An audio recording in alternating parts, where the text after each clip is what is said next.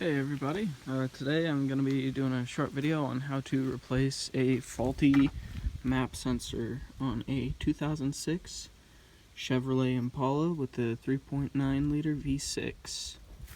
So, as you can see, I've got the car with the right motor. I've already taken the engine cover off. I've got the Ram style intake, which I know later model years with this motor they changed to a more boxy shape.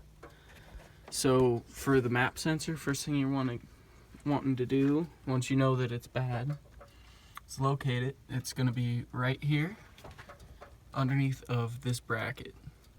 So in order to change it, you're going to need a 13mm socket, which you can pick up at AutoZone for a couple of bucks.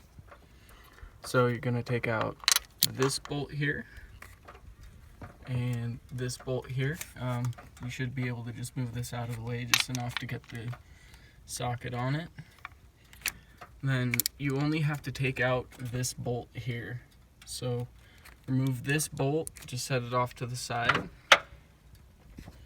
Then this black bracket will lift up on this side and slide out once you loosen this. Then the sensor right under here will just lift right out.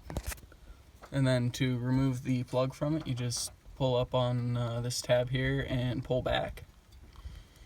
Then all you got to do is put the new sensor in, plug it back in, snug up these two bolts, and you are good to go. So just a short little video on how to replace it, and hope you enjoy. Don't forget to leave a comment if there's anything you'd like to know, and we'll see you next time.